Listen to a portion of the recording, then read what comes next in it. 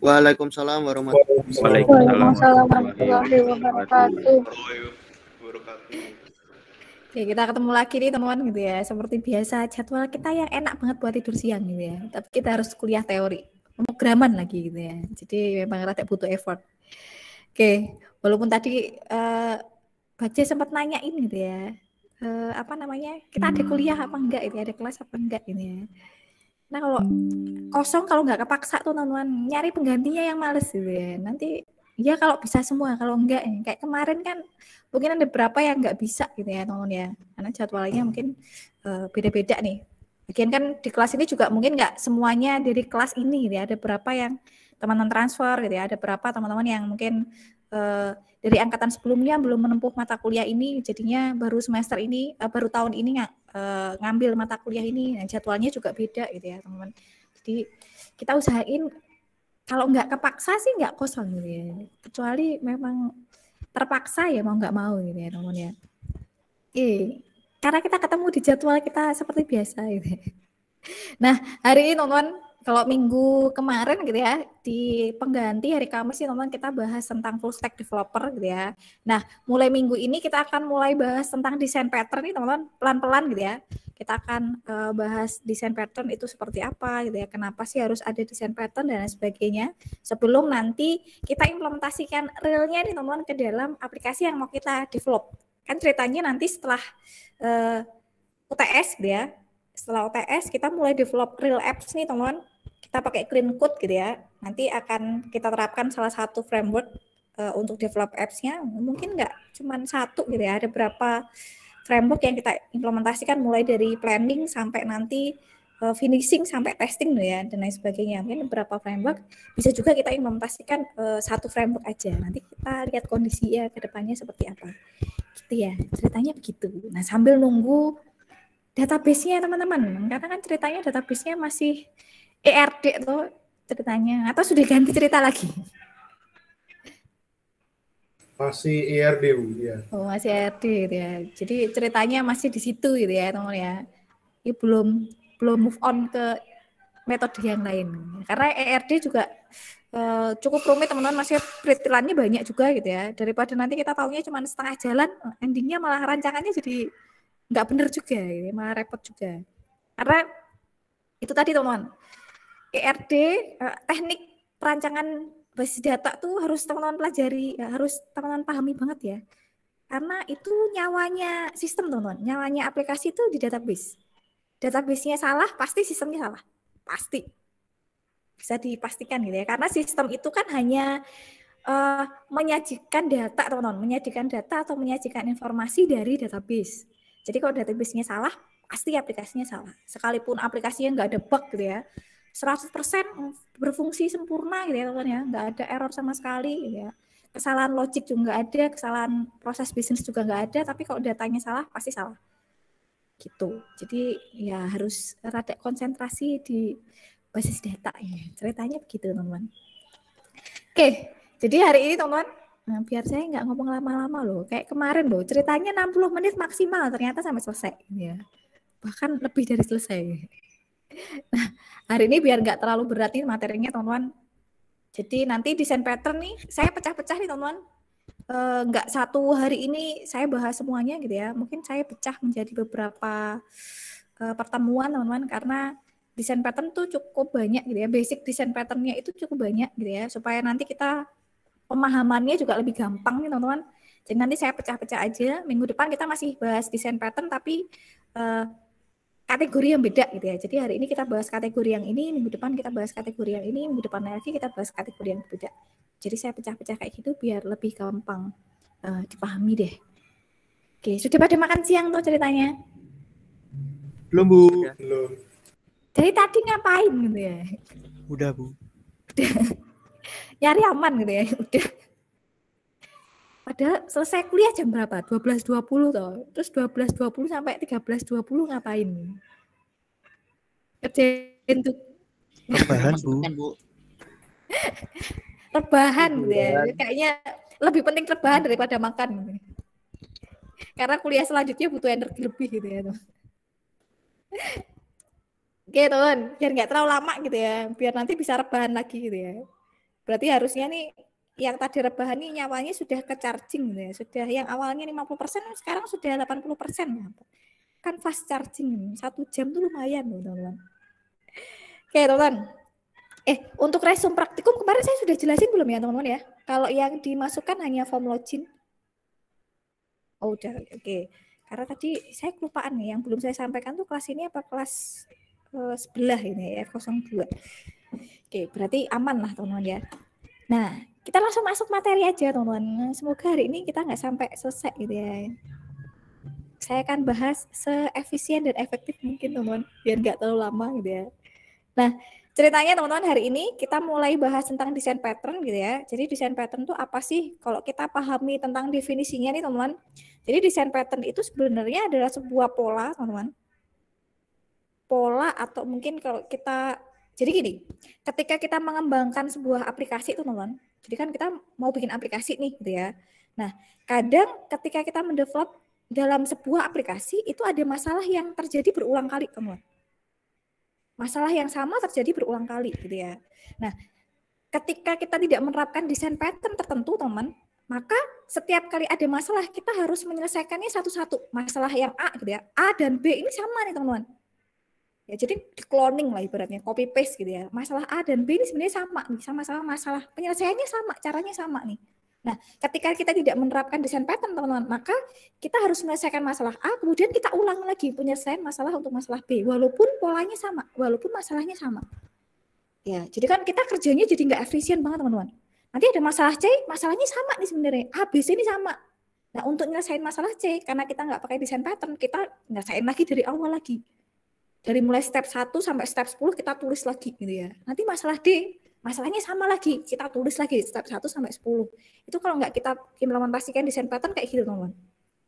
Karena realnya teman-teman ketika kita mendevelop aplikasi gitu ya, sebuah aplikasi maupun beberapa aplikasi sekaligus gitu ya, ada beberapa masalah yang memiliki pola yang sama. Ya, sehingga kita perlu teman-teman mempelajari desain pattern gitu ya, sehingga nanti harapannya ke depannya itu baris kode yang kita tuliskan itu lebih efektif dan lebih efisien. Jadi kita juga developnya lebih gampang teman-teman, maintenance-nya juga lebih gampang gitu ya, dan lain sebagainya. Intinya aplikasi kita jauh lebih baik dibandingkan tanpa menggunakan desain pattern. Ya. Nah, jadi teman-teman melihat dari masalah itu, sebenarnya desain pattern ini apa sih gitu ya. Kalau kita gambarkan definisinya nih teman-teman, jadi desain pattern ini adalah sebuah solusi gitu ya, yang diimplementasikan untuk masalah yang berulang teman-teman. Jadi ketika kita mendevelop sebuah aplikasi gitu ya, kita bergerak di bagian soft dev gitu ya, pengembangan aplikasi itu pasti ada masalah yang berulang. Nah, makanya perlu diimplementasikan sebuah pattern nih teman-teman sebagai solusi nih ketika kita menghadapi masalah yang sama ya. Nah, desain pattern di sini ya teman-teman, yang dimaksud dengan desain pattern di sini bukan hanya sekedar pola gitu ya, bukan sekadar struktur gitu ya teman-teman, atau kelas gitu ya, library, bukan hanya sekedar itu teman-teman, tapi pola secara kompleks teman-teman. Jadi kalau istilah di programmingnya itu kita sebut sebagai framework gitu ya. Ya kayak Laravel, JI, HMVC, MVVP, MVVM gitu ya. Jadi dia bentuknya framework teman-teman, template gitulah. Ya, yang bisa kita implementasikan untuk aplikasi kita. Itu intinya. Jadi bukan enggak hanya sekedar desain tok gitu ya, kelas tok, library tok gitu ya, function tok gitu ya, enggak teman-teman. Tapi sekumpulan dari itu semua gitu ya. Bentuknya adalah framework itu tadi. Gitu. Nah, kalau kita ambil solusi yang ambil definisi yang lebih sederhana lagi teman-teman, intinya adalah desain pattern ini adalah sebuah pola ya, atau struktur kode yang kita pakai berkali-kali teman, berkali-kali untuk menyelesaikan sebuah masalah yang serupa. Jadi kayak tadi ya teman-teman ya, kita punya masalah A, B, C, D misalkan. Masalahnya sama nih. Masalah A sama masalah B sama masalah C sama masalah D sama. Nah, maka kita tidak perlu menyelesaikan satu-satu teman-teman. Cukup kita berikan satu pola untuk menyelesaikan semuanya. Ya, jadi masing-masing masalah A nanti kita gunakan pola yang pertama, masalah B karena serupa kita gunakan pola yang pertama tanpa perlu kita mendeklarasikan lagi cara penyelesaiannya gimana. Nah, jadi contohnya itu gitu ya. Jadi desain pattern ini bukan sekedar cuman kelas tok gitu ya, cuman desain tok gitu ya, cuman function tok bukan gitu ya, tapi sekumpulan dari itu semua. Bentuknya adalah sebuah framework. Oke, jadi itu definisi dari desain pattern. Nah, ini kalau definisinya ya teman. Sekarang sejarahnya, kok bisa ada desain pattern ini sebenarnya ceritanya gimana sih gitu ya. Nah, jadi desain pattern ini teman-teman sebenarnya awalnya teman-teman itu digunakan untuk konstruksi bangunan teman-teman. Jadi digunakan oleh arsitek awalnya teman-teman. Jadi bukan untuk soft dev gitu ya, tapi untuk pembangunan sebuah gedung, rumah gitu ya dan lain sebagainya. Intinya bangunan lah teman-teman. Ya. Jadi pertama kali itu diciptakan sama Christopher Alexander teman-teman. Ini ada bukunya gitu ya. Dan ini diciptakan tahun 1977 gitu ya. 1977 itu mungkin komputer baru generasi pertama gitu ya, yang segede lapangan bola gitu ya teman-teman ya. Jadi belum komputer yang kecil-kecil kayak sekarang gitu ya. Komputernya masih segede itu, segede lapangan bola. Kalau mau pindah tuh kabelnya berasa kayak lari maraton ya teman-teman, pindah kabel-kabelnya. Jadi mungkin komputer generasi pertama atau generasi kedua yang masih gede itu gitu ya teman-teman ya, tahun itu. Jadi desain pattern saat itu teman-teman digunakan untuk konstruksi bangunan. Karena si Christopher ini gitu ya, karena dia arsitek ini teman-teman ngerasa nih, setiap kali dia mendesain sebuah bangunan gitu ya, ada beberapa bangunan yang polanya sama nih teman-teman. Masalahnya sama nih. Struktur bangunannya sama nih. Nah, ketika dia tidak menggunakan desain pattern, maka kan dia harus desain dari awal lagi nih teman-teman, dari nol lagi ya. Bikin ini desain lagi dari nol, bikin yang rumah yang ini desain lagi dari nol. Padahal sebenarnya mereka masalahnya sama nih, konstruksinya sama nih teman-teman. Nah, dari situlah muncul ide adanya desain pattern untuk arsitektur bangunan teman-teman. Jadi 1977 itu untuk arsitektur untuk bangunan gitu ya. Nah, ini ada bukunya teman-teman. Jadi desain pattern yang diciptakan oleh Christopher tuh dibukukan gitu ya. Jadi judulnya di sini. Lalu bisa lihat ya dari judulnya tuh ya tentang konstruksi, tentang arsitektur gitu lah teman-teman. Jadi bukan untuk soft dev gitu ya, bukan untuk pembuatan software. Karena emang pada tahun ini jangankan software gitu ya teman-teman ya. Kalkulator aja masih perlu mindahin kabel yang sebanyak itu gitu ya. Bikin hitung-hitungan sederhana aja masih harus mindahin kabel teman. Dari ujung sana sampai ujung sana. Komputernya masih segede lapangan bola gitu ya. Jadi belum kepikiran sampai ke pembuatan software. Nah, jadi awalnya dari sini teman-teman. Kemudian teman-teman tahun 94 gitu ya. Jadi 94 tuh komputer sudah cukup canggih lah teman-teman. Jadi zaman itu tuh berarti Pentium sekitar Pentium 3, Celeron, Pentium 2 kayak gitu lah teman-teman. Pada tahun itu gitu ya. Nah, ada 4 orang nih teman-teman. Jadi dikenalnya sih Gang of Four gitu ya. Jadi namanya ini teman-teman. Jadi ada 4 orang ini ya. Dia melihat bahwa ada masalah yang berulang ketika mereka mendevelop sebuah aplikasi teman-teman. Nah, dari situlah teman-teman akhirnya terinspirasi teman-teman. Desain pattern yang awalnya untuk arsitektur gitu ya, ini punya kemiripan dengan develop aplikasi, develop software nih. Ada kemiripan nih teman-teman. Karena ketika kita mendevelop sebuah aplikasi itu kadang kita menemukan masalah yang berulang juga gitu ya. Apalagi kalau misalkan aplikasi yang kita buat tuh serupa lah teman-teman, setema lah ibaratnya kayak gitu. Ya, masalahnya kan sama nih teman-teman. Nah, dari situlah akhirnya ya desain pattern yang awalnya digunakan untuk arsitektur bangunan, teman-teman, untuk konstruksi bangunan gitu ya, dikembangkan untuk develop software, teman-teman. Ya, nah itu ada bukunya gitu ya. Bukunya ini masih digunakan sampai sekarang, teman-teman. Artinya masih digunakan sebagai patokan framework modern saat ini gitu ya. Judulnya ini Element of Usable Object Oriented Software gitu ya. Karena pada saat itu tuh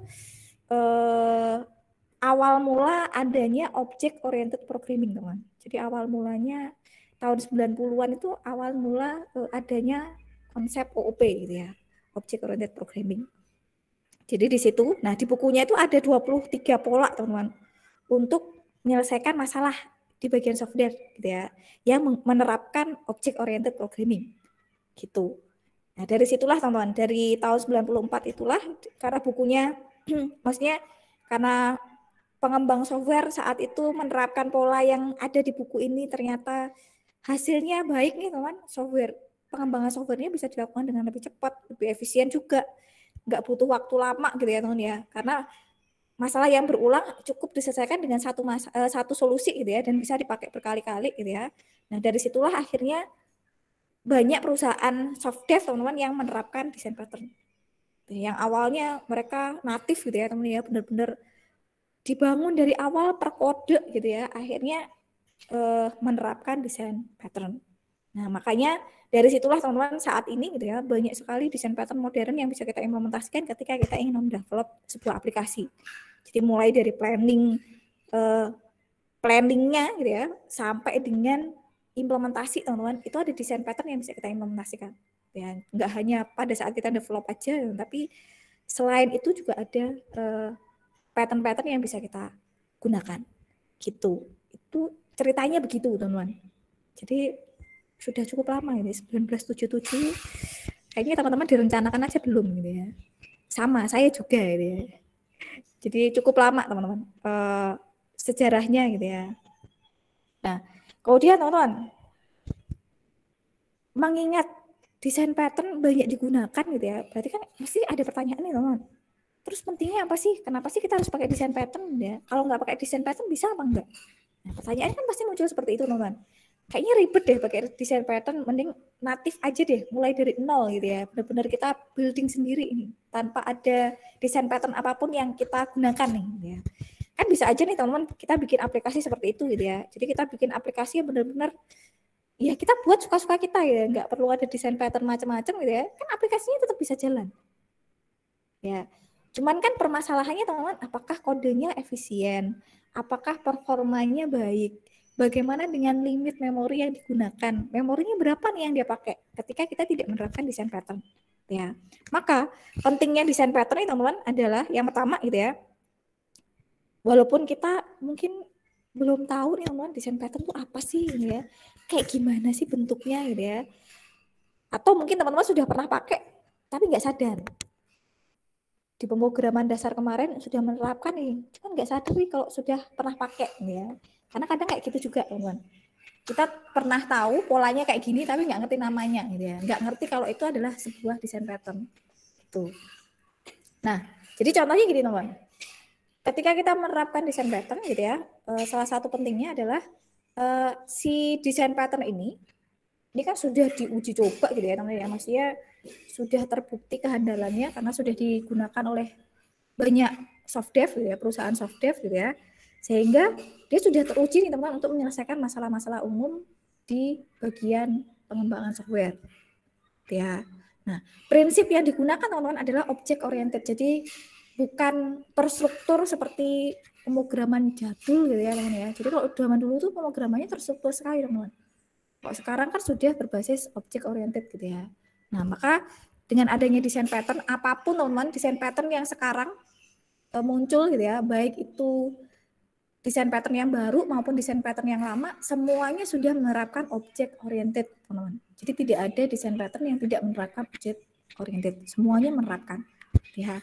Nah, dengan adanya prinsip object oriented teman-teman, maka baris kode yang kita tuliskan itu jauh lebih secure, performanya jauh lebih baik gitu ya.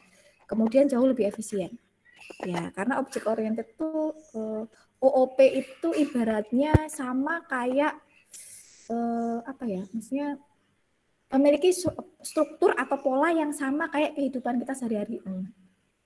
Makanya kan di OOP kan teman dikenalin enkapsulasi, dikenalin pewarisan, dikenalin polimorfisme gitu ya, karena konsep itu tuh sama kayak kehidupan kita sehari-hari teman, kayak real life kita kan ya kayak gitu ya, ada konsep-konsep itu gitu. Jadi itulah yang diterapkan ke dalam program. Kemudian teman-teman yang kedua gitu ya, karena kita ceritanya kan full stack developer nih, walaupun belum full ya, belum sekompleks itu gitu ya, tapi kan kita mengarah ke full stack developer ya teman-teman. Nah, artinya kan kita tidak bekerja sendiri untuk pembuatan aplikasi teman-teman, kita bekerja dalam tim ya. Nah, ketika kita menerapkan desain pattern teman-teman, maka akan lebih mudah teman-teman berkomunikasi dengan anggota tim yang lain. Jadi kita nggak perlu jelasin panjang lebar gitu loh teman-teman. Misalkan gini, saya mau develop aplikasi nih, saya menggunakan desain pattern tertentu, misalkan HMVC gitu ya. Nah, orang itu secara otomatis akan tahu, oh HM-visit berarti polanya seperti ini, alur kerjanya seperti ini. Sudah, kita nggak perlu jelasin. HM-visit itu ceritanya gini loh, mulai dari sini, nanti ke sini, naik ke sini. Nggak perlu. Orang secara otomatis akan tahu. Dan akan menerapkan pola yang serupa gitu ya. Maksudnya kalau kita pakai HMCC, ya berarti tim yang lain akan menerapkan pola yang sama. Nggak mungkin polanya beda-beda gitu ya. Programmer yang satu HMCC, programmer yang kedua misalkan MVVM, programmer yang ketiga MVVP, programmer yang keempat nanti apalagi nggak mungkin dong. Jadi pasti polanya sama nih. Ya. Dan kita nggak perlu repot jelasin, mereka sudah paham polanya seperti apa. Jadi itu salah satu pentingnya ketika kita menggunakan desain pattern untuk develop apps gitu ya teman ya. Karena ceritanya kita bermain di full stack developer. Oke, kemudian keuntungannya teman-teman. Jadi ketika kita menerapkan desain pattern gitu ya, keuntungannya apa sih? Nah, ada dua keuntungan utama teman-teman yang bisa kita dapat. Yang pertama adalah desain software kita jadi baik teman-teman. Kenapa kok desain softwarenya jadi baik gitu ya? Yang pertama teman-teman, karena menerapkan object oriented gitu ya, yang namanya desain pattern kan menyelesaikan masalah yang sama nih. Maksudnya ketika ada masalah serupa kita nggak perlu lagi nulis langkah penyelesaiannya satu-satu gitu ya. Cukup satu solusi digunakan untuk semua masalah yang sama. Maka dari sisi baris kode teman-teman lebih efisien. Kemudian object oriented teman-teman. Ini memungkinkan bahwa sistem kita atau aplikasi yang kita bangun itu punya keamanan lebih tinggi dibandingkan pemrograman yang terstruktur. Karena ada bagian-bagian yang nanti akan kita hidden gitu ya teman-teman ya. Kita pisahkan dari kelas utamanya sehingga nggak segampang itu diakses sama orang. Dari sisi keamanan dia meningkat. Kemudian yang ketiga teman-teman, dari sisi performa teman-teman. Karena untuk menghandle sebuah masalah kita nggak perlu mendeklarasikan satu-satu gitu ya. Kalau masalahnya sama nggak perlu diselesaikan satu-satu. Dia langsung ini masalah A, solusinya kayak gini. Semua aplikasi yang memiliki masalah yang sama tinggal menggunakan aja teman-teman. Maka performanya baik nih teman-teman. Kita nggak makan banyak memori gitu ya. Karena kita sudah kenalkan nih ke komputer kita gitu ya, ke laptop kita nih, ketika menghadapi masalah seperti ini, maka solusinya seperti ini. Dia sudah kenal. Ya, maka kita nggak perlu lagi ada masalah A, B, C, D tadi teman-teman ya. Solusinya masalah A ini 10 step. Solusi masalah B karena sama nih 10 step lagi. C 10 step lagi nggak perlu. Tinggal kita panggil aja teman-teman. Ya, jadi desain software kita tuh jauh lebih baik dibandingkan tanpa menggunakan desain pattern tertentu. Ya. Kemudian yang kedua teman-teman, ketika nanti ada pengembangan, ada maintenance gitu ya teman-teman ya, itu juga akan lebih mudah teman-teman. Kenapa seperti itu? Ya itu tadi gitu ya, keuntungannya, kelebihannya desain pattern, kita nggak perlu jelasin nih ke klien kita gitu ya.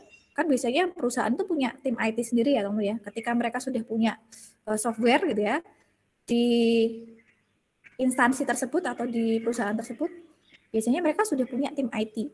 Nah, nantinya teman-teman, tim IT di perusahaan tersebut itu bisa secara mandiri melakukan maintenance atau pengembangan aplikasinya ketika kita pakai desain pattern. Jadi tinggal kita sampaikan aja desain pattern yang kita gunakan adalah ini, si ABC gitu ya. Sudah, mereka sudah akan secara otomatis tahu polanya seperti apa. Karena desain pattern itu polanya jelas gitu ya teman-teman ya. Jadi kayak ibaratnya gini, saya mau nih dari Jogja mau ke Surabaya nih. Nah, misalkan masalahnya kayak gitu ya teman-teman ya. Saya lewat mana nih? Ya, padahal seminggu ini saya perjalanan misalkan dari Jogja ke Surabaya misalkan 5 kali nih teman-teman. Nah, kalau kita nggak menerapkan desain pattern nih teman-teman, hari pertama saya bisa lewat misalkan saya lewat tol deh, nanti lewat masuknya lewat Boyolali gitu ya, masuk tol nanti keluar tol Surabaya. Ya, kemudian saya menemukan masalah serupa. Hari kedua saya pengen berangkat lagi ke sana. Jalannya beda lagi, teman-teman. Jadi kita harus deklarasi masalah lagi gitu ya. Dan memungkinkan solusinya beda-beda. Padahal kan ketika kita mendevelop aplikasi kan bagaimana caranya menciptakan sebuah solusi seefisien mungkin, seefektif mungkin. Dari sisi performa tinggi, waktu eksekusinya rendah.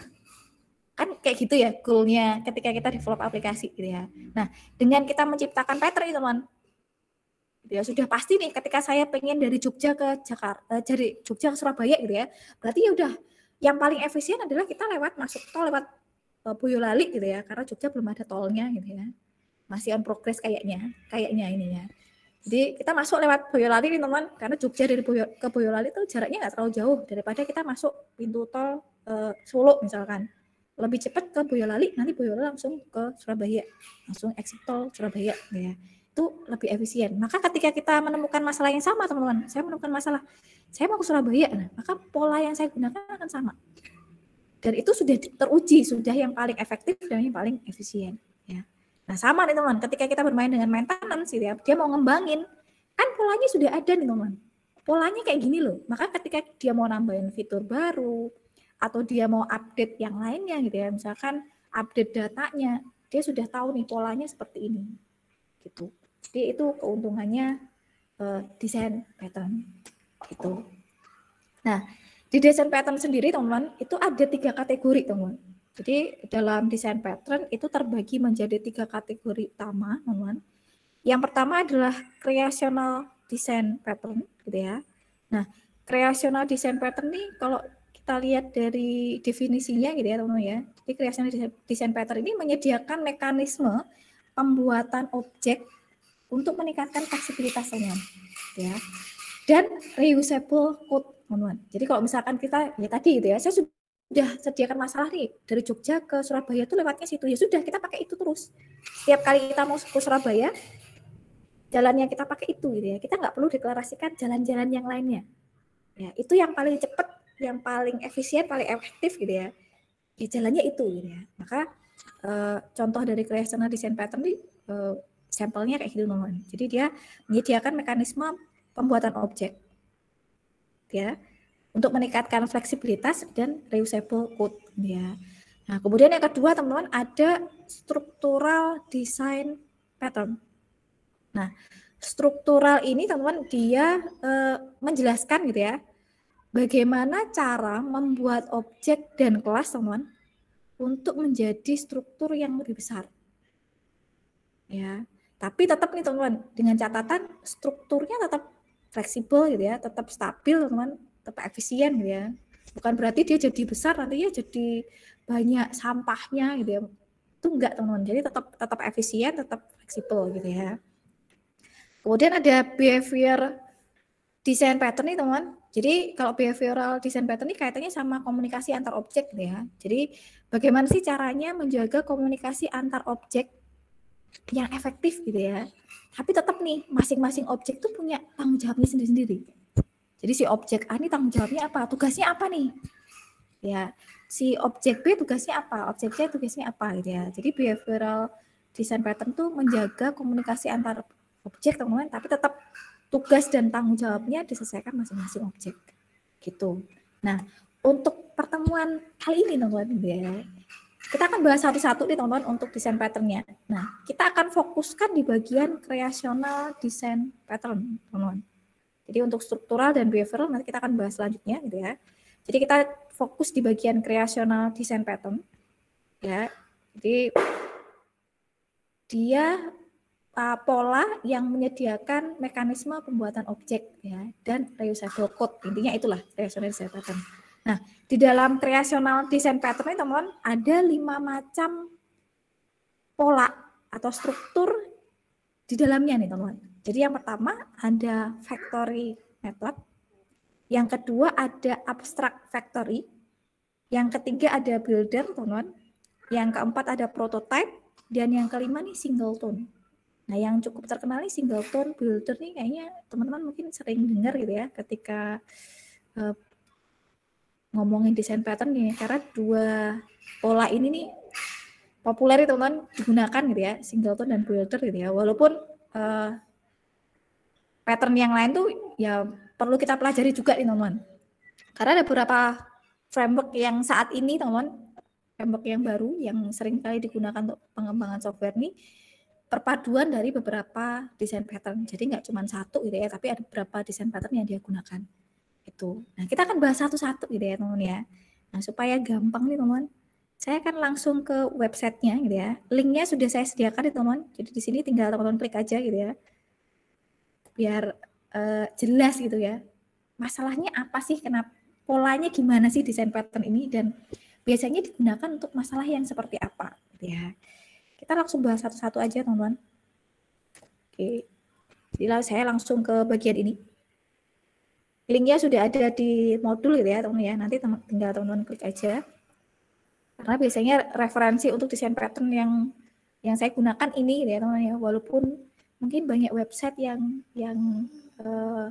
menyediakan penjelasan tentang desain pattern, tapi menurut saya ini yang paling gampang dipahami teman-teman. Oke, jadi kita bahas tentang yang desain pattern gitu ya teman-teman ya. Nah yang pertama teman-teman kita akan bahas desain pattern factory method teman-teman.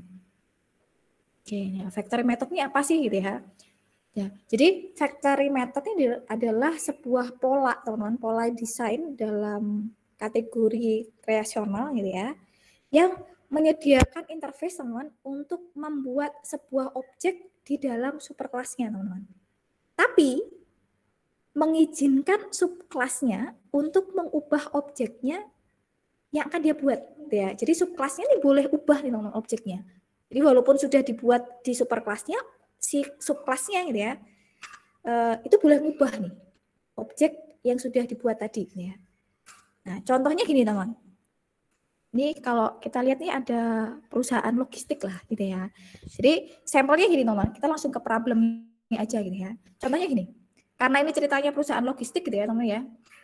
Kita menempatkan diri gitu ya, memposisikan diri sebagai pengembang software untuk perusahaan logistik. Nah, perusahaan ini teman-teman awalnya gitu ya, dia pengiriman barangnya itu via transportasi darat teman-teman. Jadi pakai truk, ya pakai pickup kayak gitu lah teman-teman. Pokoknya pakai transportasi darat. Nah, contohnya kalau kita gambarkan hierarki kayak gini teman. Makanya di dalam aplikasi kita gitu ya, ya sudah karena dia memang menyediakan fasilitas pengiriman via darat tok gitu ya. Ya sudah kita bangunnya sesuai dengan kebutuhan klien kita gitu ya. Ya, maka di sini kita buat aplikasi logistik di mana transportasi yang digunakan adalah transportasi darat, pakai truk kayak gini teman. Jadi mau kemanapun gitu ya, pakai truk kayak gini. Nah ternyata teman-teman, perusahaan itu gitu ya, diterima sama masyarakat teman-teman. Ternyata banyak masyarakat yang akhirnya menggunakan jasanya gitu ya. Jasa logistiknya banyak banget nih. Gitu. Sampai suatu saat gitu ya, dia menerima pesanan nih teman-teman untuk pengiriman luar pulau nih teman-teman.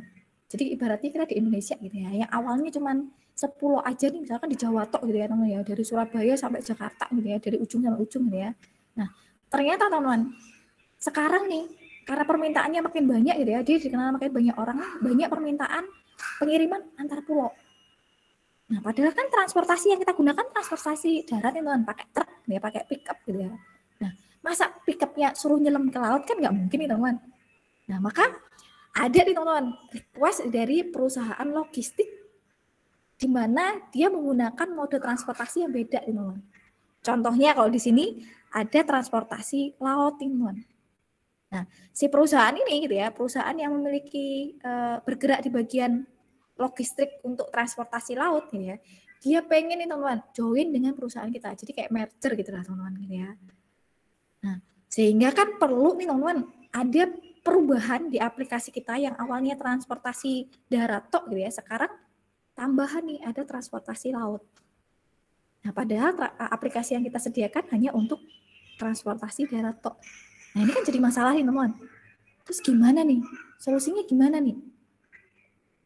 Kalau sekedar kita tambahkan, ya sudah kita tambahin nih aplikasinya nambah, ada form untuk transportasi laut. Darat dengan laut, mekanisme logistiknya kan sama nih teman-teman. Alur proses bisnis untuk pengiriman barang gitu ya, baik menggunakan transportasi darat maupun transportasi laut kan alurnya sama. Kalau kita buat sendiri-sendiri ya bisa sih. Cuman kan gak efisien teman jatuhnya. Baris kode kita harus kita tuliskan berulang kali gitu ya, sekalipun prosesnya sama gitu ya. Performanya juga lebih rendah gitu ya teman-teman ya. Karena yang harusnya satu solusi digunakan bersama, jadinya kita tuliskan berkali-kali. Nah, maka muncullah si pattern factory method ini teman-teman. Nah, solusinya gimana nih? Nah, factory method ini teman-teman, pola yang disediakan oleh factory method ini menyarankan kita sebagai soft dev gitu ya teman ya, pengembang software untuk melakukan replacement teman, untuk melakukan penggantian yang awalnya langsung ke objek konstruksinya teman. Jadi langsung misalkan langsung ke transportasi darat, langsung ke transportasi laut gitu ya. Awalnya kayak gitu ya.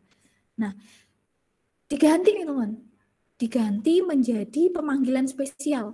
Bukan langsung ke konstruksinya, bukan langsung ke transportasinya, ibaratnya kayak gitu teman, tapi lewat factory methodnya. Ya, walaupun hasilnya nanti sama nih teman, hasilnya sama gitu ya, hanya pemanggilannya aja kita ubah, kita ganti teman. Ya, jadi kalau sebelumnya teman-teman kita langsung ke new truck gitu ya, new ship gitu ya. Nah sekarang kita ganti nih, pemanggilan langsung seperti ini kita ganti. Ya, nah gantinya gimana? Kita ganti contohnya seperti ini teman. Jadi kita sediakan sebuah interface ya. Teman-teman masih ingat ya interface abstrak kelas biasa? Kayaknya di pemrograman dasar sudah toh? Sudah, Bu. Oh sudah, oke. Karena beda ya teman ya, interface dengan kelas itu beda. Ya. Jadi di sini teman, ketika kita menerapkan apa tadi namanya factory method gitu ya, pola factory method ini teman, maka super kelasnya teman itu berupa interface, bukan kelas biasa gitu ya, interface gitu ya. Kemudian nanti teman, interface ini nanti kita posisikan sebagai factory methodnya. Jadi ketika kita ingin melakukan transportasi darat gitu ya teman ya, yang kita panggil bukan langsung ke direct ke truk, ke kapal gitu, enggak teman-teman, tapi lewat interface-nya ini. Nanti interface-nya ini yang akan mengarahkan nih kemana nih, ke truk atau ke kapal, gitu ya. Oke, jadi makanya kalau di sini teman-teman bisa lihat nih dari contoh ini gitu ya, kelas truk dan kelas kapal gitu ya, ini adalah implementasi dari interface transport. Jadi kalau kita ingat lagi nih teman-teman, kita flashback gitu ya. Kata-katanya ajaib banget Bu, bisa nemu-nemu kata flashback itu dari mana ya. Baru kepikiran ini. Nah, kalau kita balik lagi nih teman-teman ke pemrograman dasar yang kemarin gitu ya. Ketika teman-teman membuat sebuah interface itu kan isinya hanya deklarasi method, deklarasi function, tanpa ada implementasinya. Itu kan interface ya teman-teman. Kalau kelas teman-teman, kelas itu kan ketika kita membuat function atau membuat method harus ada implementasinya. Tapi kalau interface tanpa implementasi, justru kalau ada implementasinya error. Nah, maka factory methodnya kita buat dalam bentuk interface teman-teman. Jadi cuma deklarasi metode tanpa ada implementasinya, gitu ya.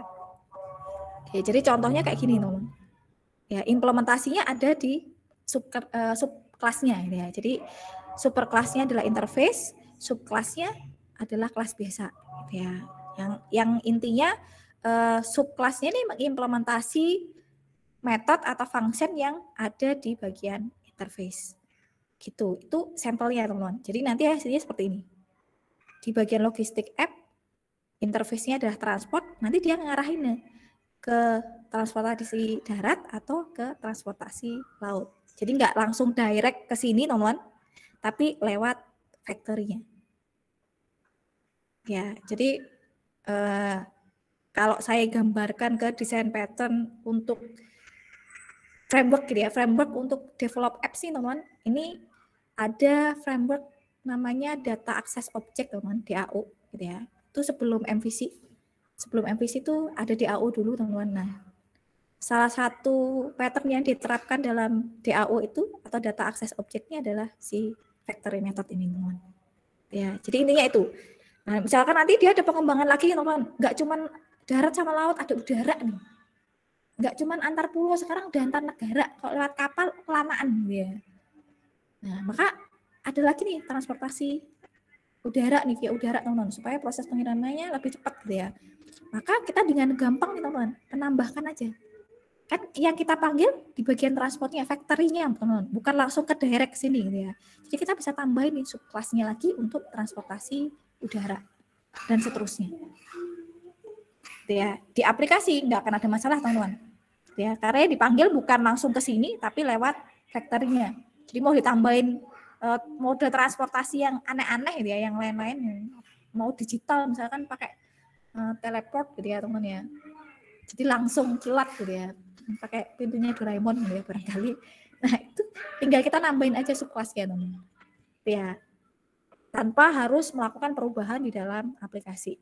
Ya, karena yang dipanggil bukan langsung ke mode transportasinya, tapi ke factory metodenya. Oke, itu pattern yang factory method teman-teman. Jadi contohnya kayak gitu. Ya. Nah, kita lanjutkan ya teman-teman. Nggak ada masalah tuh. Ada yang mau tanyakan dulu nggak factory metodenya? Saya mau nanya Bu. Gimana? Kan tadi kan pakai interface kan Bu ya? Tuh. Nah terus gimana caranya biar interface-nya tahu kalau misalkan mau ke logistik yang di darat atau yang di laut gitu? Nah, di interface nanti itu ada polanya. Jadi di interface nanti kita sediakan pola nih untuk mengakses. Jadi ketika kita akses interface tersebut, ya, interface tersebut akan mengarahkan nih ke bagian mana sesuai dengan request-nya. Jadi kalau kita request di aplikasi logistik ini kita request ke transportasi darat gitu ya. Nah, interface ini akan menghubungkan ke transportasi darat. Jadi di sini sudah ada polanya. Sama nih, kalau misalkan dia ke transportasi laut gitu ya, dia akan didirect ke transportasi laut. Jadi kayak ibaratnya tuh kita nggak langsung panggil jenis moda transportasinya gitu ya, tapi lewat perantaranya lah teman-teman. Contohnya kayak gitu. Nah, di sini nanti sudah disediakan pola nih. Ketika dipanggil gitu ya, ketika ada request ini, maka transportasi interface-nya ini harus mengakses kemana sudah ada polanya. Gitu, sudah ada pattern-nya lah. Oh, Gitu.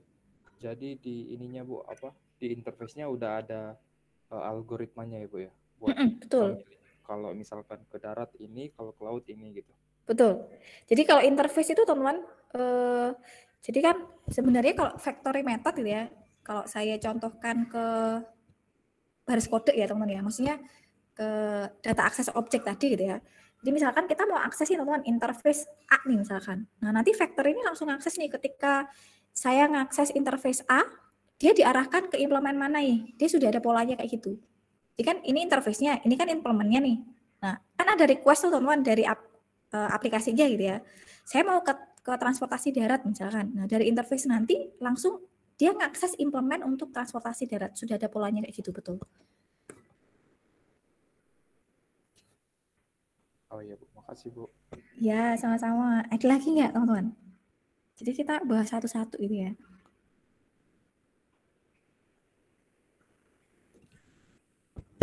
Jadi kalau ini saya contohkan ke pembuatan aplikasi, framework untuk pembuatan aplikasi nih DAO nih teman, data access object gitu ya.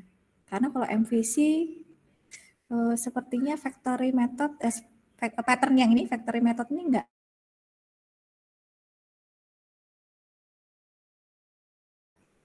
Karena saya belum pernah menemukan ada interface di sana. Gitu. Nggak ada? Sudah cukup jelas teman-teman factory? Oke. Lumayan jelas, Bu. Lumayan ya. Tuh, nah, kalau misalkan nanti ada yang mau tanyakan ya boleh gitu ya teman ya. Jadi kita tuh belajarnya pelan-pelan aja ini. Nah, kalau misalkan factory metodenya sudah jelas sih teman-teman gitu ya, kita lanjutin nih teman. Ya nanti ada strukturnya. Kalau kita baca strukturnya itu malah mumet ya teman-teman. Ya pokoknya intinya ceritanya kayak gitulah gitu ya. Nanti kita lewat interface-nya ini teman-teman. Ya, interface-nya ini akan mengarahkan nih sesuai dengan request di aplikasinya. Mau kemana? Ke darat, ke laut, udara gitu ya. Teleport gitu ya. Pakai pintunya Doraemon gitu ya. Nah itu nanti akan diarahkan sama si interface-nya. Jadi si factory-nya akan mengarahkan ke sana. Gitu ya. Sudah ada polanya. Oke, kita langsung ke bagian yang kedua aja teman-teman. Jadi nanti kalau misalkan teman-teman pengen baca secara lebih detail gitu ya, di sini sudah ada ya teman-teman ya, sudah ada strukturnya dan lain sebagainya. Nanti bisa teman-teman pelajari lebih lanjut untuk yang factory method. Oke, kita langsung ke bagian yang kedua gitu ya, ke abstract factory teman-teman. Jadi abstract factory ini apa sih gitu ya? Bedanya apa sih dengan factory method gitu ya? Nah, jadi gini teman, kalau kita berbicara factory method, maka kan tadi disediakan sebuah interface. Ya, di bagian, karena kan dia menyediakan pembuatan objek di superkelasnya, dan superkelasnya bentuknya interface gitu ya. Kemudian diimplementasikan ke dalam subkelas bentuknya kelas biasa. Kan seperti itu teman-teman, kalau kita ngomongin factory method ini ya. Nah, kalau abstract factory teman-teman, jadi abstract factory ini sama, pola desain dalam kategori kreasional teman-teman, yang mengizinkan kita teman-teman sebagai pengembang software menciptakan keluarga gitu ya teman-teman ya, dari objek-objek yang terkait. Ya, tanpa perlu kita deklarasikan kelas konkretnya lah teman-teman. Di kelas konkret dari objek-objek yang berrelasi ini nggak perlu kita deklarasikan secara detail gitu ya, kelas konkretnya itu yang mana ya. Ini abstract factory teman. Nah contohnya kayak gini teman, ini kan kita punya ada perusahaan furniture gitu ya barangkali ya, karena di sini sampelnya ada kursi gitu ya teman ya. Ini kursi, ini sofa lah teman. Ini kan single, sebenarnya sofa yang single ini mungkin yang 3 dudukan gitu ya. Ibaratnya kayak gitulah teman-teman, biar istilahnya beda ini. Ini ada meja teman-teman. Berarti ada kursi, ada meja, ada sofa gitu ya. Nah, contohnya gini teman-teman. Kita punya perusahaan furniture ya teman-teman. Kemudian produk kita ini ada 3 nih. Kita produksi kursi, kita produksi meja gitu ya. Kemudian kita juga produksi sofa. Nah, kita cek nih masalahnya apa gitu ya. Jadi kita sebagai pengembang software untuk perusahaan furniture yang punya 3 kategori produk, kursi, meja, sofa gitu ya. Nah, ternyata teman-teman ada pengembangan nih. Karena permintaan dari user itu ya, permintaan dari klien gitu ya, dari pelanggannya mereka nih, mungkin yang sebelumnya cuma 1 kategori tok gitu ya, cuman punya ya pokoknya kursi ya kayak gini, sofa ya kayak gini, meja ya kayak gini gitu ya. Nah kemudian karena dia berkembang terus gitu ya teman ya, akhirnya ada pengelompokan gitu teman. Nah contohnya kayak gini. Nah di sini kursi nih teman, kursi ini ada tipe Art Deco, ada tipe Victorian, ada tipe modern gitu ya. Sofa juga sama teman-teman. Meja juga sama, ini namanya coffee table ternyata. Pokoknya meja lah teman-teman ini ya, karena gambarnya meja gitu ya. Jadi meja ini teman-teman ada Art Deco, ada jenis atau kategori Victorian, ada jenis yang modern gitu ya teman-teman ya. Nah, maka kan teman-teman bisa lihat nih, ini family keluarga Art Deco nih. Ini keluarga Victorian, ini keluarga modern nih. Ini kan bisa kita kelompokkan nih teman-teman. Oh, ini Art Deco nih. Kursi yang Art Deco seperti ini, sofa yang Art Deco seperti ini, meja yang Art Deco seperti ini, Victorian juga sama. Ini kan objeknya saling berelasi, teman-teman. Ya, maka kita ciptakan sistem keluarga ini, teman-teman. Jadi objek-objek yang terkait gitu ya, kita jadikan satu keluarga lah, ibaratnya kayak gitu, teman-teman. Karena kalau enggak, teman-teman, kalau enggak kita implementasikan desain pattern, gitu ya, kita harus klik satu-satu objeknya. Ya, ini nambah lagi, nanti nambah objeknya lagi dan seterusnya teman-teman. Jadi kita objek-objek yang saling terikat ya teman, yang saling berhubungan gitu ya, kita jadikan sebagai keluarga lah ya. Nah maka dari gambaran ini teman-teman, hasilnya seperti ini solusinya gitu ya. Nah maka ketika kita menerapkan pola abstrak teman-teman, abstract factory gitu ya, maka menyarankan kita nih teman sebagai softdev gitu ya untuk memisahkan nih teman deklarasi interface untuk masing-masing produknya. Jadi interface untuk kursi di sini ada Victorian, ada modern, ada Art Deco. Nanti interface untuk meja gitu ya, ada Victorian, modern dan lain sebagainya. Kemudian interface untuk ini kayak gitu teman. Nah kemudian, nah ini yang pertama ya teman ya. Jadi kita pisahkan seperti itu. Ya. Kemudian yang kedua teman-teman, next step-nya ya. Kita deklarasikan itu teman, abstract factory-nya. Ya. Nah, di abstract factory-nya teman-teman bisa lihat nih. Ini sama ya, super kelasnya tetap interface, teman-teman, bukan kelas biasa gitu ya. Nah, di super kelasnya teman-teman, di sini ada beberapa function atau ada beberapa metode. Jadi ada, karena produk kita kan ada 3 nih teman-teman. Ada kursi, ada meja, ada sofa nih.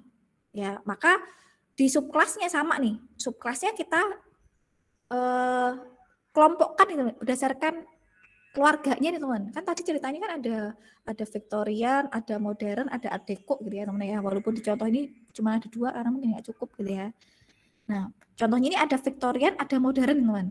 Nah, Victorian ini kan dimiliki oleh 3 produk tadi, teman-teman. Karena kursi juga ada jenis yang Victorian, meja juga ada jenis yang Victorian, kemudian sofa juga ada jenis yang Victorian, yang modern juga sama. Maka teman-teman bisa lihat nih, ya, yang dari interface kita implementasikan di bagian subclassnya.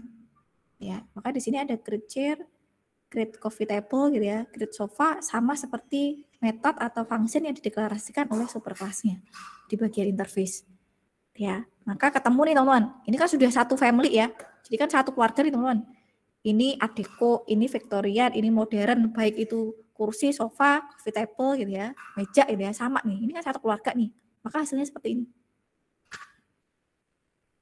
Gitu. Nah, ketika kita panggil teman-teman Victorian Furniture Factory, berarti sudah jelas nih, oh Victorian tuh ini loh. Kalau kursi itu kayak gini, kalau meja kayak gini, kalau sofa kayak gini. Nah, itu sampelnya teman-teman. Itu contohnya abstract factory. Nah, rada beda sedikit ya teman-teman ya dengan factory method tadi. Kalau factory tadi kan lewat interface-nya, nanti interface yang menghubungkan kemana gitu ya. Ini sama sih sebenarnya teman-teman, cuman ada pengelompokannya. Karena produknya punya subkategori lagi. Jadi dia dikelompokkan di bagian abstract factory. Gitu. Jadi secara garis besar sih hampir mirip dengan factory method gitu ya. Hanya ada perbedaan di bagian subkategorinya karena ada subkategorinya. Gitu. Nah, kira-kira abstract factory gitu ya, sampai mau bilang abstract method sampai preset gitu ya. Abstract factory bisa dipahami, teman-teman?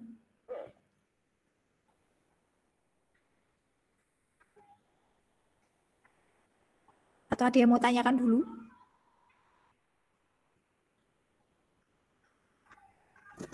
Gue proses memahami, Bu. Bisa ya, oke. Nah, jadi ini contohnya teman-teman. Jadi factory method dengan abstract factory ini secara alur mirip gitu ya teman-teman ya. Walaupun di bagian abstract factory ini ada detailnya lagi. Jadi kalau di bagian factory method tadi kan nambah kategori nih teman-teman. Nah kalau di sini nambah subkategori gitu ya. Jadi lebih kompleks lagi masalahnya, maka penyelesaiannya contohnya seperti ini. Oke, kalau nggak ada masalah nanti teman-teman bisa baca ya, ini di sini sudah ada strukturnya dan macam-macam teman-teman, sedukutnya juga sudah ada gitu ya. Terus sampelnya di sini sudah ada semua, nanti teman-teman bisa baca detailnya.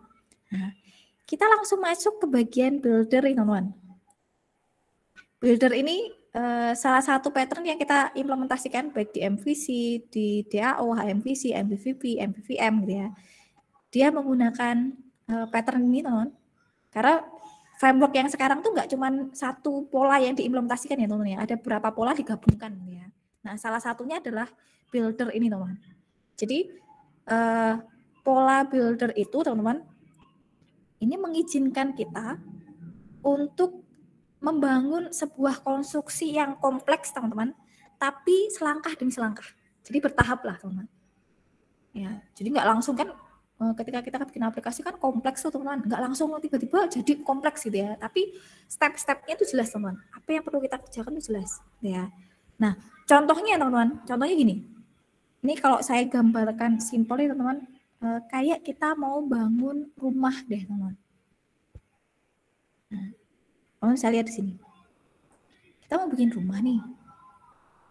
Ya, kemudian masing-masing orang nih punya request yang beda nih teman.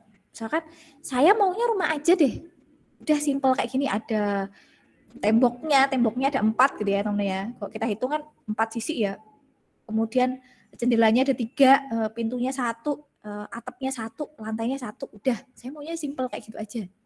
Ya. Tapi ada lagi nih teman-teman. Request nih. Dia sama nih, bikin rumah. Rumah sama. Dindingnya ada 4, jendelanya 3 gitu ya. Pintunya 1, tapi saya mau nambah nih, ada garasinya. Contohnya kayak gini. Nah, kemudian ada lagi nih klien orang yang berbeda, teman-teman. Ini sama nih, saya mau bikin rumah nih, temboknya ada 4 gitu ya, jendelanya 1, lantainya 1 gitu ya. Tapi saya mau tambah ada kolam renangnya. Dan seterusnya. Teman-teman bisa lihat nih, ini rumahnya juga ada patungnya gitu ya, yang mungkin lebih ke klasik gitu ya, teman-teman ya. Yang Victorian klasik gitu kan biasanya ada patung-patungnya gitu ya. Kemudian yang ini sama nih, rumahnya kategorinya sama nih, punya 4 dinding, punya 1 atap, ya, tapi mau tak ada halamannya. Jadi requestnya beda-beda nih teman. Nah, ketika kita membangun, jadi kalau kita gambarkan sebuah aplikasi itu teman-teman, ibaratnya gini, kita punya karyawan nih. Karyawan kan punya jabatan nih teman-teman, ada manajer, ada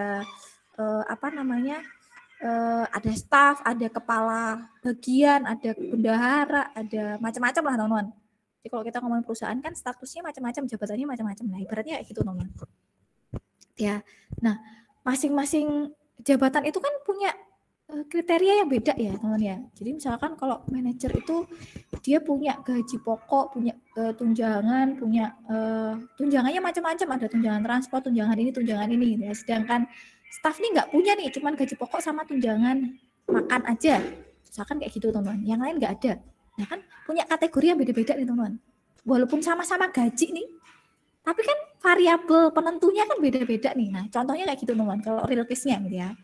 Nah maka ketika kita menemukan kondisi itu teman-teman, kita tidak menerapkan desain pattern gitu ya, maka pola yang terjadi seperti ini. Nah contohnya kayak gini teman. Teman-teman bisa lihat ya, kita langsung menggambarkan, kalau kita nggak pakai desain pattern gitu ya, kita langsung menggambarkan objek itu atau kelas dalam bentuk besar teman-teman, kelas yang gede gitu ya. Jadi kalau contohnya tadi kita butuh rumah nih teman-teman, kita langsung buat semuanya. Rumah tok, ada garasinya, ada patungnya, ada kolamnya, ada kebunnya gitu ya. Nanti kalau ada request lagi, ada ini lagi gitu ya. Dan seterusnya. Jadi kita langsung bikin kelas yang gelondongan kayak gitu teman-teman, yang kompleks kayak gitu. Ya, sehingga ketika saya tidak butuh semuanya teman-teman, misalkan saya maunya cuma rumah tok sama garasi, saya nggak perlu rumah yang kompleks. Nah maka di sini teman-teman bisa lihat nih, ada null value. Jadi di sini saya butuhnya hanya jendela, pintu, kamar gitu ya, ruangan gitu ya, garasi, sudah. Saya nggak butuh kolam renang, saya nggak butuh patung, saya nggak butuh halaman dan lain sebagainya. Maka di sini ketemu nih, muncul nih ada null value. Nah, apakah nggak boleh nih kayak gini dalam program? Boleh teman-teman. Cuman kira-kira efisien nggak sih teman-teman kalau ada null seperti ini? Kan pertanyaannya gitu. Efisien nggak sih program kita kalau ada null value seperti ini kita tambahkan ke dalam program kita? Kan nggak efisien teman-teman. Kecuali kita ada semuanya nih, kita bangun rumah nih ada semuanya nih. Garasi punya, kolam renang punya, patung ada, halaman ada. Nah, maka nggak masalah teman. Kalau semua subklasnya gitu ya, atau rumah yang kita bangun tuh kondisinya kayak gitu. Kayak gaji tadi lah teman-teman. Kalau semua variabel, mau manajer, staff, kepala bagian, bendahara dan lain sebagainya, variabel gajinya sama, nggak masalah teman-teman. Tapi kalau variabel gajinya beda, maka nanti muncul nol kayak gini lagi. Nah ini kan nggak efisien teman-teman. Maka dibutuhkanlah pattern builder teman-teman. Nah pattern builder ini teman-teman, ini kelas gitu ya teman-teman ya, kelas yang menyediakan kategori-kategori yang dibutuhkan untuk pembangunan sebuah aplikasi. Jadi contohnya tadi teman-teman, kalau kita mau bangun rumah gitu ya, kita pisahin nih teman-teman. Kita bangun dindingnya, kita bangun pintunya, kemudian jendelanya, atapnya, garasi, kolam renang, patung, halaman dan lain sebagainya. Ya. Nah, ketika saya butuh hanya rumah aja nih, saya nggak butuh yang lainnya, nggak butuh garasi, nggak butuh kolam renang, nggak butuh patung, nggak butuh halaman, maka tinggal saya panggil. Berarti saya bangun nih dindingnya, saya bangun pintunya, saya bangun jendelanya, saya bangun atapnya, selesai. Saya nggak butuh garasi, saya nggak butuh build swimming pool, saya nggak butuh build garden dan lain sebagainya teman, nggak butuh. Jadi kita bisa panggil satu persatu seperti ini, sesuai dengan kebutuhan kita. Kayak tadi teman-teman, kalau kita ngomongin gaji gitu ya, manajer ada semuanya, berarti kita panggil semuanya. Tunjangan anak, tunjangan istri, tunjangan makan, tunjangan transport, tunjangan keluar kota gitu ya, misalkan tunjangan bisnis gitu ya, bisnis trip nih teman, perjalanan bisnis gitu ya, dan lain sebagainya. Gitu ya. Nanti kalau staff adanya cuma makan sama transport, ya sudah, kita nggak perlu panggil tunjangan bisnis, perjalanan bisnis, nggak perlu, tunjangan istri, tunjangan anak nggak perlu kita panggil teman. Cukup kita panggil variabel yang kita butuhkan aja. Ya, itu sampelnya. Jadi kelas builder itu contohnya kayak gitu teman. Ya, yang awalnya segelondongan kayak gini, akhirnya muncul null value gitu ya. Kemudian kita ubah polanya teman-teman dengan menggunakan pola builder. Nah, kita panggil function atau metode yang kita butuhkan aja. Ya, jadi nanti baris kode kita lebih efisien. Tuh, jadi setiap kali kita membangun subclass gitu ya atau membangun kelas gitu ya teman-teman ya, kita tinggal panggil aja function-function yang kita butuhkan. Kita butuhnya apa sih gitu ya? Tinggal kita panggil. Mungkin saya bangunnya cuman dinding, pintu, jendela, atap sudah. Mungkin saya mau tambahin garasi ini ya. 4 ini tambah garasi. Tinggal kita sesuaiin aja. Gitu. Itu builder. Ya, jadi ini pola ini teman-teman, pattern ini tuh pasti ada di framework yang sekarang kita gunakan gitu ya teman ya. Mau MVC, mau DAO, mau HMVC dan lain sebagainya. Jadi framework yang modern ini pasti ada pola buildernya. Gitu. Ya, jadi saya rasa ini gampang dipahami lah teman-teman ya. Kemudian pola yang selanjutnya ini ada pola prototype teman. Jadi sama kayak namanya lah, prototype kan berarti semacam copy paste gitu ya teman ya. Sudah ada template-nya tinggal kita copy aja. Ketika kita ingin membuat objek yang sama ya sudah, kita nggak perlu create lagi, tinggal kita clone aja gitu ya. Kita copy aja objek-objek yang serupa gitu ya, yang kita butuhkan kita copy. Nah, contohnya kayak gini teman. Nah, masalahnya kalau ini kayaknya nggak perlu kita jelaskan panjang lebar teman, dari namanya aja udah ngerti gitu ya. Prototype kan, saya contohnya nih teman, kita punya objek pesawat nih teman, kita pengen ubah nih, pengen melakukan prototype gitu ya. Nah, maka kita bisa nih bentuknya sama persis gitu ya dengan objek aslinya. Jadi tinggal kita cloning aja lah teman, baratnya gitu ya. Jadi kita tinggal kopas aja, copy paste gitu ya, jadi gitu ya. Nah, itu prototype. Nah, jadi contohnya kayak gini tuh. Kalau misalkan kita butuh nih teman, sebuah kelas yang sama gitu ya, tinggal kita kopas aja, kita cloning aja kelasnya. Gitu. Ya, kalau prototype sih saya rasa nggak terlalu bermasalah gitu ya teman ya, karena dari istilah namanya aja kita bisa memahami.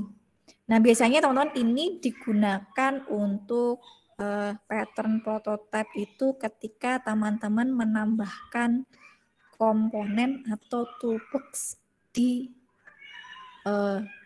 Windows Phone. Jadi teman-teman sadar nggak sih ketika kita menambahkan sebuah toolbox baru, misalkan saya mau nambahin text box, kan langsung muncul di text box 1. Nah, sebenarnya itu adalah objek teman. Jadi kita clone nih, kita copy gitu ya, kita dari superclass text box gitu ya, kita copy aja sehingga sifat dari text box-nya itu sama seperti superclass-nya. Itu cuman kan karena kita mainannya di C# gitu ya, mainannya menggunakan Visual Studio, dan Visual Studio kan karena punyanya Microsoft gitu ya teman ya, jadi enggak, dia open tapi setengah hati lah gitu ya teman. Jadi nggak open banget ya. Makanya kalau di WPF itu kan kelihatan teman-teman, ketika kita nambahin kan langsung ada baris kodenya gitu ya. Jadi sebenarnya itu kita cloning teman-teman. Kita buat prototipenya gitu ya. Itu sampelnya. Jadi cloningan ya otomatis punya sifat yang sama seperti superclass-nya gitu ya.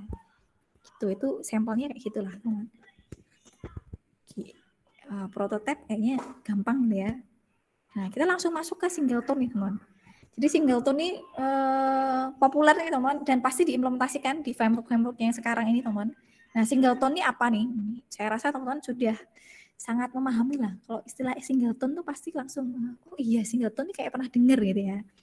Jadi singleton ini teman-teman adalah sebuah pola desain gitu ya, dalam kategori kreasional seperti biasa gitu ya. Di mana dengan adanya pola ini teman-teman, kita pastikan bahwa sebuah kelas hanya punya satu instance teman-teman.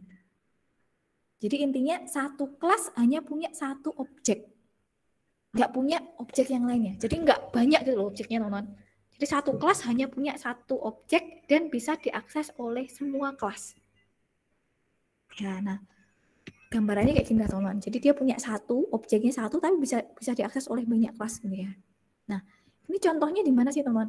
Atau masalahnya kenapa sih kita perlu singleton ini teman-teman? Ya, masalahnya di mana? Nah, contohnya gini teman. Ketika saya contohkan saat develop aplikasi deh teman. Misalkan kita mau develop aplikasi yang tadi contohnya apa? Logistik app lah teman-teman. Aplikasi logistik lah gitu ya. Untuk klien kita perusahaan logistik gitu ya teman-teman ya.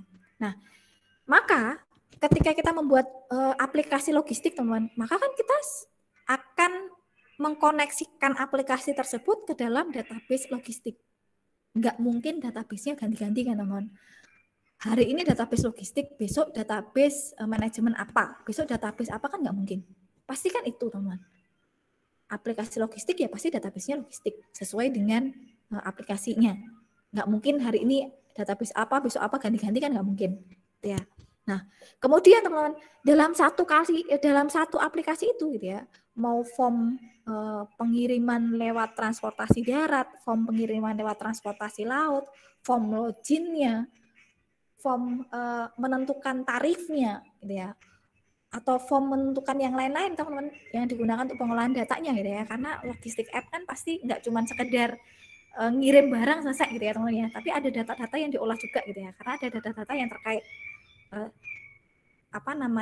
dari mana ke mana gitu ya teman-teman ya, kemudian nanti tarifnya berapa. Kalau dari Jogja ke Jakarta yang tarifnya berapa, otomatis kan beda nih teman-teman tarifnya dengan Jogja ke Bandung misalkan, kan tarifnya beda nih.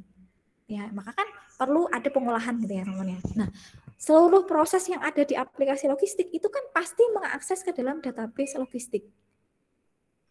Nggak mungkin nih teman-teman, proses pengirimannya ngakses ke database logistik. Kemudian untuk pengolahan tarifnya ngakses ke database tarif kan nggak mungkin teman-teman. Pasti kan dalam satu database yang sama. Nah, maka akan lebih powerful kalau kita terapkan singleton teman-teman. Kenapa seperti itu gitu ya?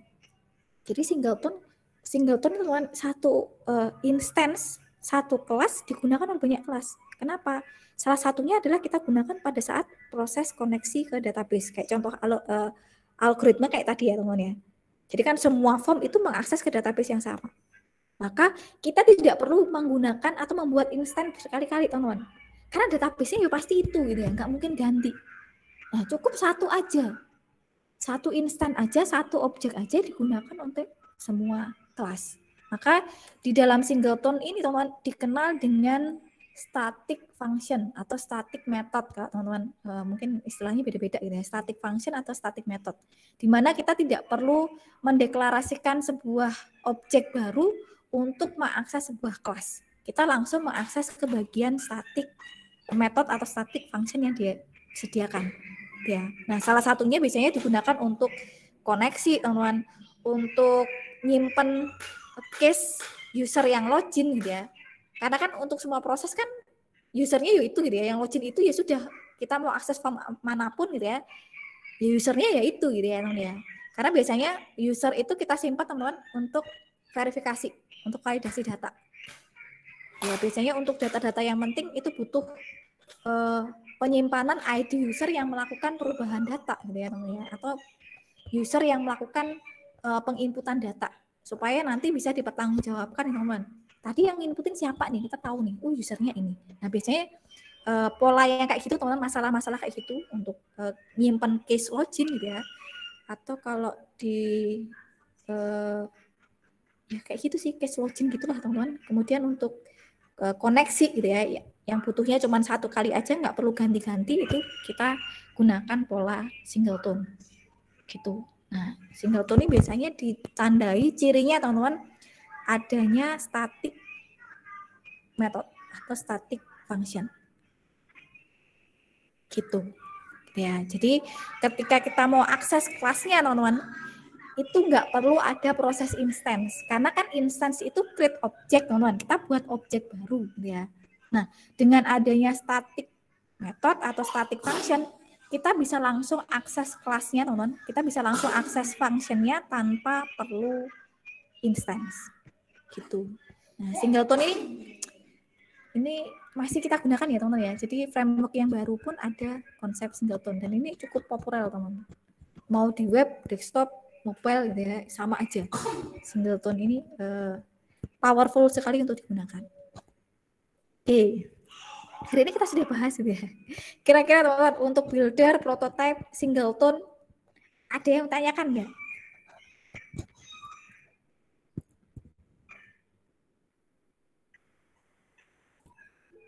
Kira-kira gimana?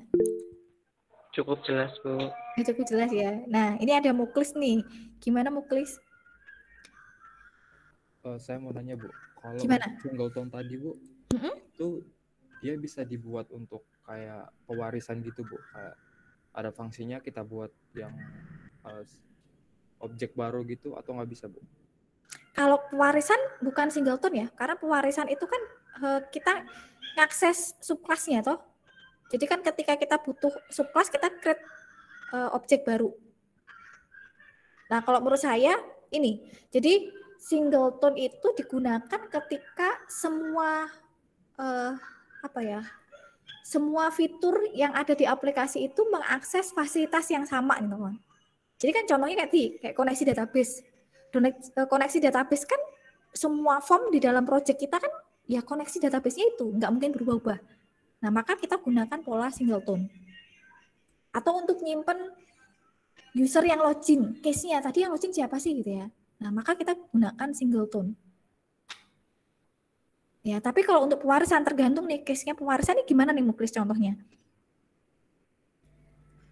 Kayak semisal di singleton itu ada sebuah fungsi gitu Bu. Terus kita buat sebuah objek baru, terus ngambil dari singletonnya gitu. Yang ada fungsi yang ada di singleton kita ambil buat di objek baru Bu. Oke, nah gini, kalau konsepnya singleton, teman-teman, singleton itu kita tidak perlu create object karena metode atau function yang kita deklarasikan di dalam kelas singleton itu tipenya static. Nah, kalau static method, teman-teman, static method atau static function itu kita tidak perlu proses instan untuk mengaksesnya, cukup langsung kita akses aja. Itu bedanya. Nah, saya punya contoh aplikasi apa ya? Contohnya beda teman.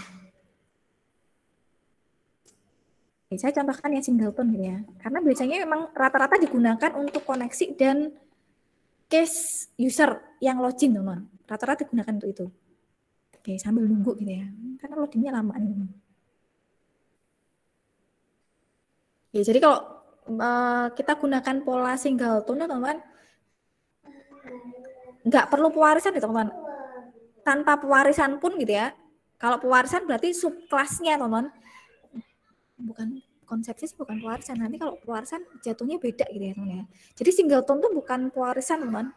Kalau pewarisan nanti jatuhnya lebih ke factory sama abstract factory gitu ya. Nah, singleton itu artinya gini. Kelas A manggil kelas B.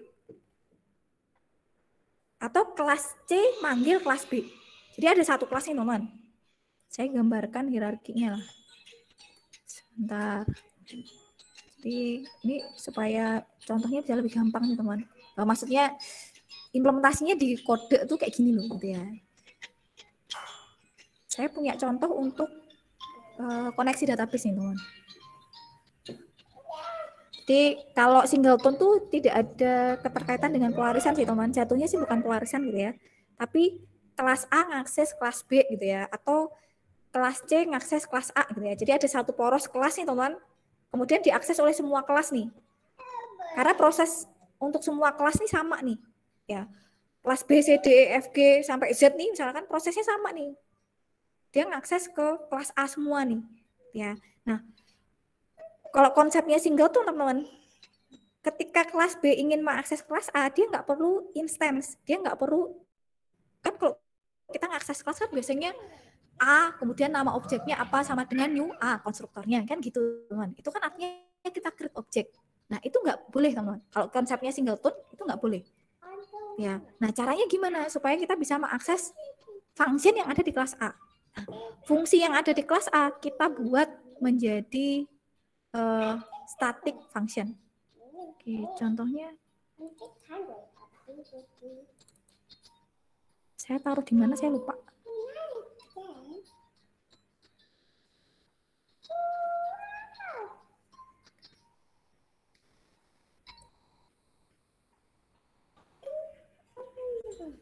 Oke, kayaknya bukan di sini ya teman.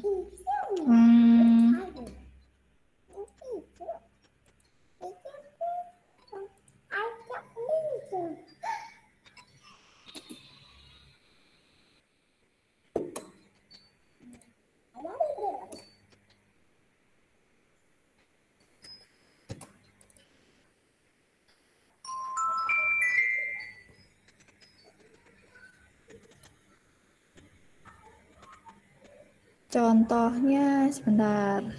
Nah, contohnya kayak gini, teman. Kelihatan ya, teman ya. Jadi contohnya gini. Saya punya aplikasi nih, teman, ya. Nah, yang namanya aplikasi kan pasti akan mengakses ke satu database yang sama nih. Nggak mungkin kan form 1 ini mengakses ke database DB personal. Kemudian form 2 mengakses ke DB restoran, kelas form 3 mengakses ke mana lagi kan nggak mungkin, teman-teman. Prosesnya kan pasti diakses oleh satu kelas yang sama. Ya. Nah, maka contohnya di sini, teman. Teman bisa lihat nih. Untuk koneksi, untuk mengambil koneksi, saya deklarasikan sebagai function bertipe statik. Nah, ketika ada form, teman-teman, yang butuh koneksi ke dalam database personal gitu ya, maka kita tidak perlu buat objek baru. Kita bisa langsung ngambil nama fungsinya. Nah, contohnya kayak gini.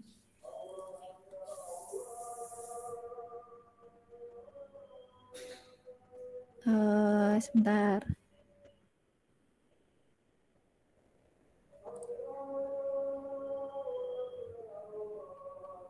Yang ada dashboard aja deh.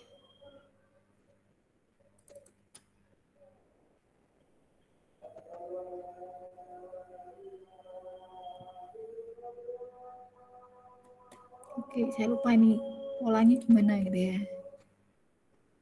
Nah, jadi contohnya gitu teman. Kita nggak perlu bikin function gitu ya. Ketika kita ingin mengakses atau berkoneksi dengan database ini gitu ya, kita nggak perlu instance teman-teman. Kita nggak perlu create object lagi. Tinggal langsung kita pakai aja function yang dideklarasikan di sana. Jadi yang kalau biasanya gitu ya, misalkan nih dari kelas dashboard page gitu ya, pengen akses ke kelas DB connection. Nah, biasanya kan yang kita lakukan kan kayak gini, teman. Kan biasanya kalau dari kelas dashboard gitu ya, pengen akses ke DB connection kan yang kita lakukan kan instance nih. Instance contohnya misalkan DB connection gitu ya. Kemudian kita berikan nama objek sama dengan new DB connection. Kan biasanya kita kayak gini.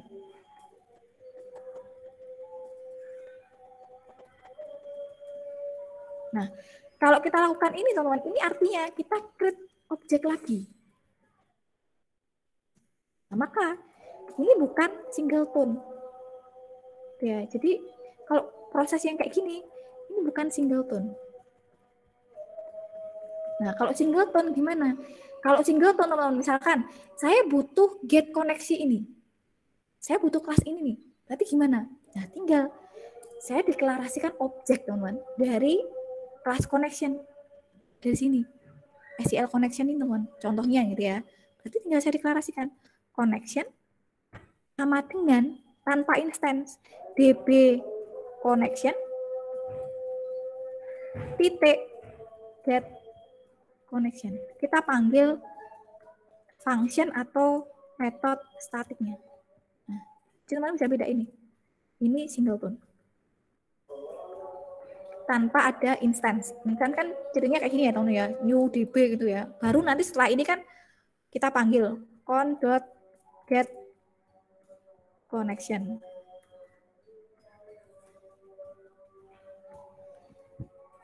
Nah, ini bukan singleton, yang ini singleton.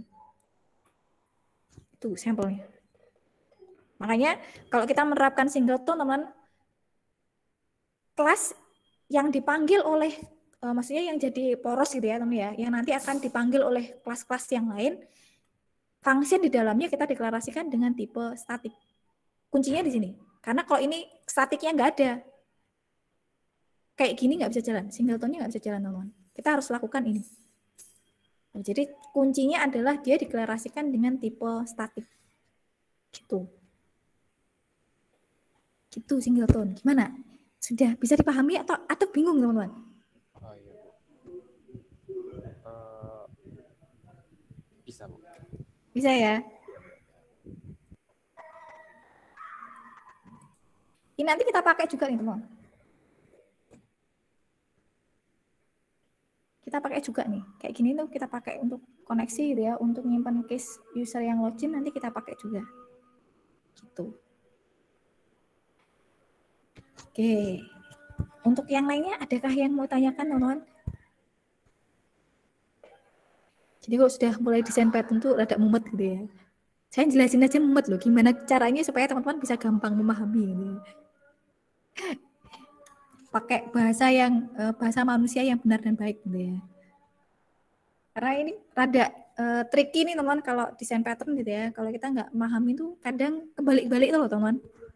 Walaupun saya sendiri pun kadang lupa gitu ya. Antara factory dengan abstrak tuh kadang kebalik. Karena kan dia polanya secara general hampir mirip gitu ya teman-teman ya. Cuman bedanya kan kalau factory itu nggak ada subkategorinya, cuma kategori tok gitu ya. Kalau abstrak itu ada subkategorinya lagi gitu ya. Jadi dia dikelompokkan berdasarkan keluarganya. Ini keluarga ini keluarga ini gitu ya. Kalau factory aja kan nggak ada.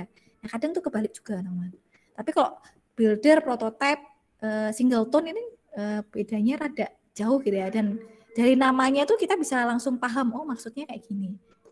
Tuh. Cuman yang abstrak dan factory itu emang rada butuh effort untuk paham gitu ya. Oke, itu contohnya teman-teman. Ada yang mau tanyakan dulu nggak? Ada yang belum presensi nggak teman-teman? Sambil presensi? Saya dulu. Oh boleh. Saya presensi gitu ya, sambil kita diskusi nih teman. Supaya nggak mumet gitu ya. Oh kayaknya horor banget sih desain pattern tuh gitu ya. Jadi intinya teman-teman nanti gitu ya, kita akan mengimplementasikan framework tertentu teman-teman. Jadi di framework itu dia sudah punya pola nih teman. Tinggal nanti kita ikutin aja. Jadi kita nggak perlu mikir ini singleton, ini factory, ini abstrak gitu ya. Kita nggak perlu mikir gitu ya. Karena mereka sudah menjelaskan pola yang dia gunakan itu seperti apa, sudah ada penjelasannya, alurnya sudah ada teman-teman. Tinggal nanti kita ikutin aja. Tuh, cuman maksud saya framework yang sekarang ada tuh teman-teman, dasar polanya itu dari itu tadi gitu ya. Salah satunya dari itu gitu ya. Walaupun ada desain pattern yang belum kita bahas juga tuh tadi gitu ya. Cuman salah satunya ada di situ. Gitu. Nah, satu framework itu teman-teman nggak cuman mengimplementasikan satu desain pattern, bisa banyak gitu ya. Jadi misalkan MVC deh, dia mengimplementasikan builder dan juga singleton. Ya, kemudian DAO itu bisa mengimplementasikan abstrak dan juga factory gitu ya. Jadi kayak gitu-gitulah teman-teman. Jadi bukan berarti satu pattern itu untuk satu framework itu enggak gitu ya. Karena framework itu biasanya terdiri dari beberapa desain pattern sekaligus. Gitu. Ada yang belum presensi? Yang manual ada kah teman-teman? Saya nggak bisa cek di chat loh teman-teman, karena saya hanya pakai satu layar tok gitu ya. Terakhir Maulidan, ada lagi kah yang belum presensi kah?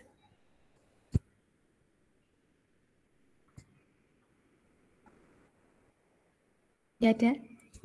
Nah, kalau sudah gitu ya teman-teman ya, kita refreshing lah teman-teman.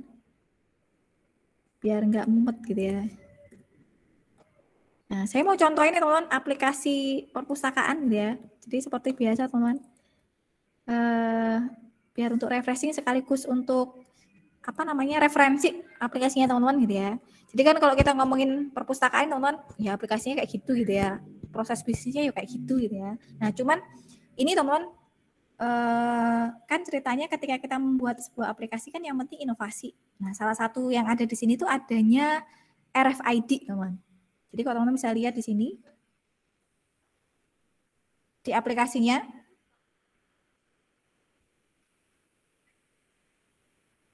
Nah, ini ada dua pilihan, teman-teman. Jadi ada yang pakai magnetic card gitu ya, sama kayak KTM-nya teman-teman, walaupun belum pernah digunakan gitu ya. Jadi kalau presensi di kelas tuh teman-teman, kita bisa pakai card reader gitu ya. Bisa juga pakai QR, pakai handphonenya teman-teman. Nah, card reader itu nanti akan baca nih teman-teman. Kartunya teman-teman ID-nya berapa ya, NPM-nya berapa gitu ya, nanti akan masuk gitu ya. Nah, kalau di sini tuh ada 3 teknologi yang dipakai teman-teman. Ada barcode, ada card reader tadi, magnetic card tadi sama RFID. Nah, RFID-nya contohnya kayak gini, teman. Jadi bukunya tadi tinggal ditaruh gitu ya, dia langsung bisa deteksi, teman. Nah, itu RFID karena dia pakai radio frekuensi gitu ya. Tinggal nanti kita pilih nih frekuensinya jarak berapa nih. Ada yang low, ada yang middle, ada yang long gitu ya. Tergantung nanti kualitas RFID yang kita pilih. Oke. Nah, ini contohnya teman. Jadi kalau misalkan kita pinjam nggak perlu lewat staff gitu ya. Nyerahin bukunya nggak perlu, tapi langsung kita bisa lakukan mandiri. Dan bukunya pakai RFID teman. Jadi kalau misalkan belum terdaftar, itu nanti akan muncul alarmnya, ada notifikasinya kalau buku itu belum terdaftar gitu ya. Karena ada sistem deteksi via radio.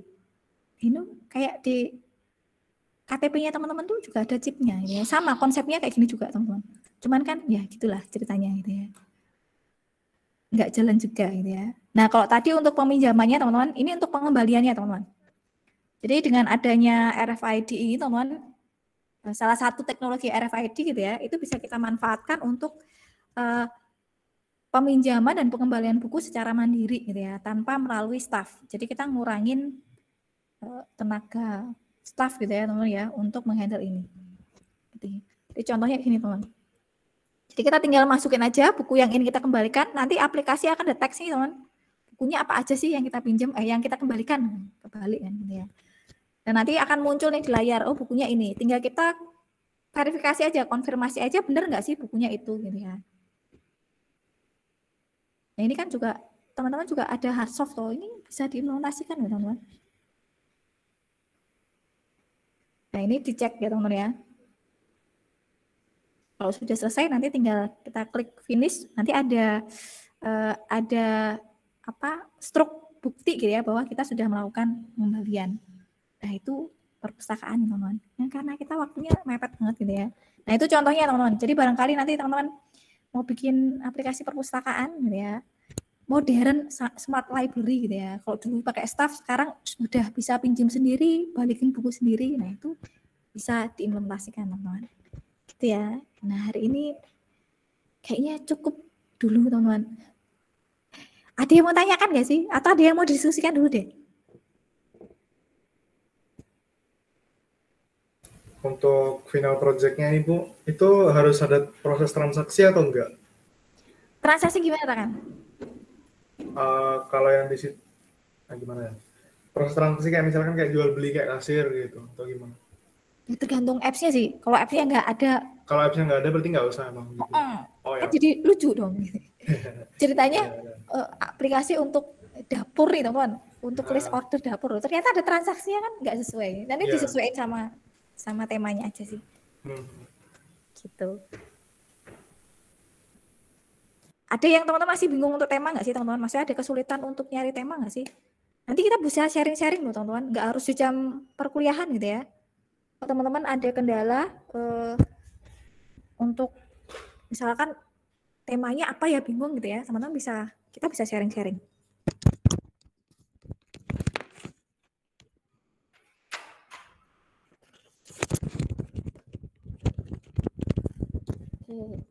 Kira-kira ada yang tanya lagi nggak teman-teman?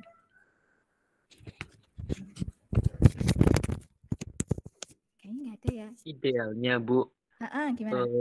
final project itu dipikirin sejak kapan? Sejak sekarang kah? Kalau soalnya saya tuh belum ambil start gitu Bu. Oke, jadi gini, kalau saya sih karena takutnya nanti kita tuh SKS gitu loh teman-teman, sistem kebut semalam gitu ya. Karena kan maksudnya saya menyadari gitu ya, bikin aplikasi itu nggak segampang itu gitu ya teman-teman. Nggak cuma sekedar teori kita tulis selesai gitu ya, nggak kayak gitu teman-teman, tapi prosesnya kan panjang. Nah, kalau saya sih cenderung kita startnya mulai dari awal aja teman-teman, walaupun kita bangun aplikasinya baru setelah UTS. Maksudnya sekarang ini harapannya teman-teman sudah punya tema nih, walaupun nggak harus hari ini juga punya tema, enggak gitu ya, tapi paling nggak sampai minggu depan teman-teman sudah punya tema. Nah nanti setelah teman-teman sudah punya tema, kan kita tentuin dulu nih teman-teman, ada user requirement-nya teman-teman. Kita bikin aplikasi kan nggak sekedar ya sudah kita bikin aplikasi perpustakaan berarti ini kan, nggak kayak gitu teman. Tapi kita jabarkan dulu nih fasilitas yang mau kita sediakan di aplikasi perpustakaan kita nih apa aja nih. Nah, misalkan ada proses transaksi utamanya, peminjaman sama pengembalian buku. Tapi kan apakah hanya itu aja? Misalkan kalau ada anggota baru gimana? Ada nggak disediakan nggak sih fasilitasnya di situ gitu ya? Atau misalkan sekolah gitu ya. Jadi yang pasti siswa di situ gitu ya, yang terdaftar siswa di situ pasti jadi anggota semua. Jadi kita nggak perlu nambahin anggota baru misalkan kayak gitu teman-teman. Jadi kan tergantung karakter aplikasi yang ingin kita bangun gitu ya. Dan gambaran aplikasi gambaran klien untuk aplikasi kita kan mungkin teman-teman bayangannya beda-beda gitu ya. Karena kita masih dummy ini teman-teman, bukan real case gitu ya. Jadi kan sesuai dengan bayangannya teman-teman gitu ya. Jadi kalau menurut saya mending sekarang nyari tema dulu teman-teman. Temanya dicari dulu, nanti kalau sudah ketemu kita pikirkan teman-teman, kita user requirement gitu ya. Ibaratnya user requirement ala-ala gitu ya. Menurut gambaran teman-teman, kira-kira fasilitas apa sih yang dibutuhkan oleh perusahaan tersebut atau oleh kliennya teman-teman yang harus ada di aplikasi. Jadi kalau perpustakaan tadi butuh fasilitas apa nih? Butuh selain transaksi peminjaman dan pengembalian, butuh apa lagi? Butuh manajemen data bukunya enggak? Butuh manajemen pengarangnya enggak? Atau mungkin butuh manajemen data publishernya enggak? Karena kan biasanya satu publisher itu kan banyak buku nih teman-teman. Ya, nah itu perlu nggak kayak gitu? Atau nggak usah deh, kita langsung inputkan manual aja kayak gitu. Jadi kayak gitu-gitulah teman-teman. Itu perlu kita kelola apa enggak gitu ya. Kemudian staffnya perlu kita pengolah nggak datanya? Anggotanya bisa nambah nggak? Bisa update nggak? Bisa ngapus data anggota nggak? Nah itu kita perlu pikirkan dulu teman-teman fiturnya. Ya, nah setelah rancangan fiturnya jadi gitu ya, baru nanti kita arahkan ke analisa data, pakai ERD boleh, normalisasi boleh, atau teknik yang lainnya boleh, ya. Dan juga untuk perancangan UI. Karena merancang UI itu menurut saya juga nggak gampang gitu ya, teman ya.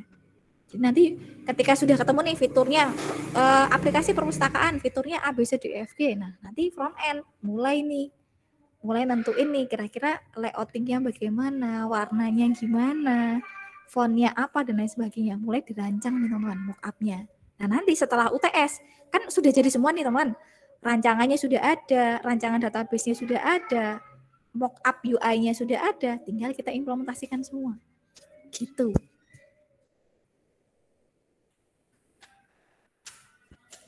Nah kira-kira gimana? Ya ada pencerahan, Bu. Maksudnya supaya kita nggak kelabakan gitu ya teman ya. Kalau bisa sih step by step gitu ya. Step by step kita kerjain pelan-pelan. Gitu. Karena kalau dadak tuh teman-teman, maksudnya kalau misalkan fiturnya kita belum tahu, desain UI-nya belum ada, desain database-nya belum ada, nanti tuh yang kelabakan pasti bagian back end. Karena back end tuh berat teman-teman. Mengimplementasikan kode gitu butuh waktu gitu ya. Apalagi kalau errornya bukan error baris kode, error logic itu yang susah. Ya, baris kodenya nggak ada error, tapi dijalanin nggak bisa. Itu error logic. Nah itu nyarinya yang rada rumit. Ya, karena kita mainan framework gitu ya. Kecuali kita terstruktur, jelas gitu ya. Kalau salahnya di sini ya pasti baris kodenya yang salah di sini. Kalau mainan framework teman-teman, baris kodenya belum tentu salah di sini. Bisa jadi yang menyebabkan salah itu kelas lain. Gitu. Jadi nyari sumber masalahnya nih butuh proses gitu ya, butuh waktu lah intinya.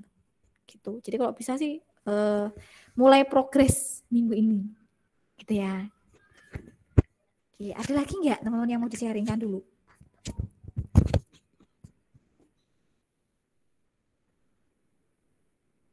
Ya ada? Kayaknya sudah pada lelah gitu ya. Saya sudah lelah. Aman gue sudah. Aman deh. Saya berasa burung loh teman-teman, ngoceh dari jam 8 pagi gitu ya. Oke teman-teman, kalau nggak ada gitu ya, nanti kalau misalkan ada kendala, seperti biasa lah teman-teman, kita bisa komunikasi via grup gitu ya. Walaupun mungkin saya nggak fast respon banget gitu ya. Kadang-kadang tuh orangnya di mana, HP-nya di mana teman-teman. Jadi kadang nggak bisa ngecek, nggak bisa langsung respon gitu ya. Tapi saya usahakan secepatnya respon lah teman-teman. Karena kemarin juga ada teman-teman dari kelas lain teman-teman IF02 gitu ya. Nanya jam 1 malam teman-teman. Untungnya masih bangun gitu ya. Jadi langsung saya jawab. Dan kalau sudah off ya jawabnya besok pagi gitu ya. Oke. Nah, nanti kalau misalkan ada yang perlu sharingkan, kita bisa sharing-sharing lah teman-teman via chat gitu ya, via WA group lah. Gitu ya. Oke, berarti untuk hari ini kita cukupkan teman-teman.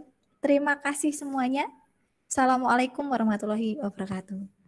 Waalaikumsalam. Waalaikumsalam warahmatullahi wabarakatuh.